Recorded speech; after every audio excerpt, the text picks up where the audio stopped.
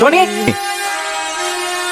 তুই এখানে একা একা বসে কি করছিস? আমি একা কেন হবো? আমার সাথে আমার বন্ধু আছে, সে আমাকে অনেক ভালোবাসে, আমাকে অনেক জায়গায় ঘুরতে লেগেছিল। কি বল, তোর কথা বলছি, কে তোর বন্ধু? তোরা আমার বন্ধুকে দেখবি? দাঁড়া, মিলে আসছি।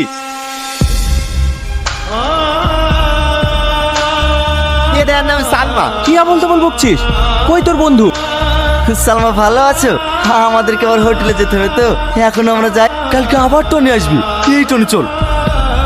না না, আমি যাবো না, আমি আমার বন্ধুর সাথে ঘুরবো, তোরা যা। টনি আমার কথাটা বুঝ, সালমা বাপু খোঁজ করবে না, ওকে ছেড়ে দে, ও আবার বিকেল আসবে। চল।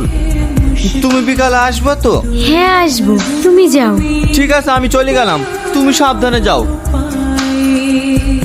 টনিকে নিয়ে মেসেঞ্জারে ঘুরতে যাচ্ছি, তোমরা কেন বলনি?